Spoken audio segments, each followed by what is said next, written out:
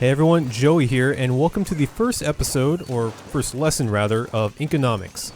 In this video I'm going to be showing you how to move and how to traverse the terrain, how to get around in Splatoon 2, and this will be the first video of a 2 or 3 part series, depending on if you guys are interested. The second lesson will focus more on weapons, so make sure to subscribe to our channel if you haven't already, so you don't miss that one. But for right now we're going to be talking about movement, and movement is probably the most crucial thing in Splatoon 2. It doesn't matter how good of a shot you are or how accurate you are with your guns, if you can't maneuver well, you're going to have some problems. And this applies to all modes, multiplayer battles, salmon run, single player, everything requires precise movement, and I'm going to show you some of my favorite tips and practices to move around in the game. Alright, let's go. Alright, so the first topic we're going to be talking about here is swimming. And so just like the original Splatoon, if you have ink underneath you, you can press the Z trigger to dive down and you can swim around in it. And now what that does is it will give you a little bit of speed boost. You can travel a lot faster here, as you can see, but it also makes you hidden.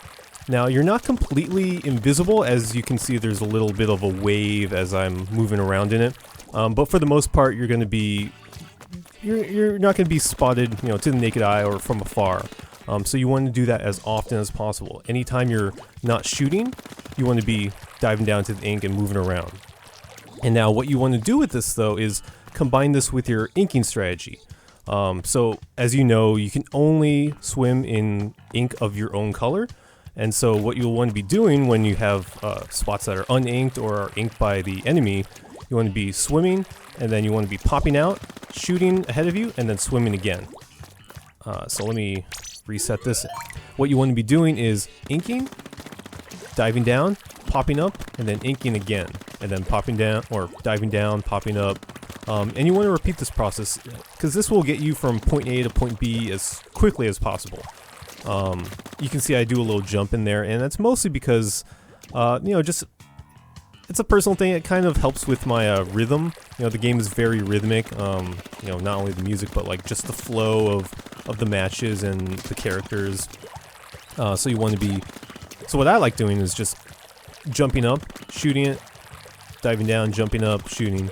I'm not sure exactly if it gives you more distance to your shot. I still have to look at the numbers, but you know, either way, you want to be diving down, popping back up, and then shooting. You don't need to worry too much about these small gaps in the ink that I have. So like between right here, for example, you can swim right through that and it won't slow you down too much. But if there are like bigger gaps like this, you might have a little bit of problem going through it. You can see like you can see the squid actually right there. But for the most part, just smaller gaps. Don't worry too much about it, as you can just, you know, swim straight through it. Alright, so for topic 2, we're going to be talking about engaging and avoiding. So, you know, movement is not only about getting to one place as fast as possible. That is important, but what might be even more important at times is the ability to get away from everyone. You know, if you come across an inkling with a special on deck, you can see their glowing hair right here. If they have that, or if they have backup, or if you're just in their own territory and not a lot of your ink is on the ground, you want to be able to get away as fast as possible. One of the things that I like doing is looking for higher ground. So for example, if you're being chased right here and you see a little ledge like this, you can ink the sides and swim up, and then you have like a good shot of them, at them from above here. Another thing that you can do is use the bombs or your sub weapons. So for example, the arrow spray here has the suction bomb. So what I like doing while I'm being chased by someone is swimming, laying a bomb down, and then continuing to swim. And that way they won't be able to follow me, you know, or they won't be able to be right on my tail. You know, they're gonna have to watch out for the bomb so they don't get splattered. And then one of the other things I wanted to mention is that the method for inking, you know, diving down to the ink, jumping up, inking, diving down again, that works just as well for when you're trying to get away. Probably even more so, probably even more important to do that when you're getting away, because you got to be fast. If you're swimming through other people's ink, you want to make sure you have a path, and so you want to be jump up, ink, dive down as soon as possible. You know, you want to try to get away and try to find your teammates, group up with them, and then gang up on the other guy that was shooting at you. And the third topic we're going to be talking about here is vertical movement. And now I touched on this just a little bit earlier about, you know, inking a wall and then climbing up to get a better shot at someone from above. But just overall, vertical movement in this game is very, very important, and you want to make sure to utilize it as often as possible. So what you can do is you can ink a wall and then swim up it, just like that, to get to higher grounds. But what you always want to be doing when you're swimming up is make sure you're mashing B, mashing the jump button to make sure you swim faster. I see this a lot, and some people just it'll kind of slip your mind sometimes when you're swimming, because you don't press B except to jump out like that.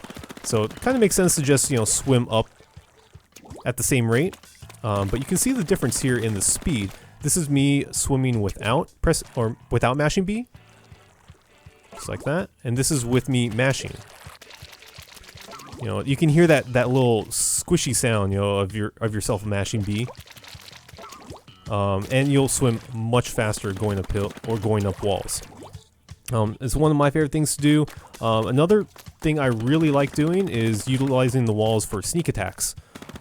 If you, for example, are being chased by someone, and you go around the wall, and this wall is empty or it has your ink color, what you can do is go like this, go around the corner, and then immediately jump onto the wall, and you can kind of fiddle with the up direction, kind of just hold it up for a second and then let go to kind of stay in one place. And that way, if they come around the corner, they're going to be expecting you to be here at some point. But if you go around, they're not going to be able to see this and jump onto the wall. You can wait for them to come around, be just completely confused as to where you went, pop out, and then splat them. The game is very much built around sneak attacks, just hiding in ink and waiting. And so doing that on walls is probably one of the most clever things you can do.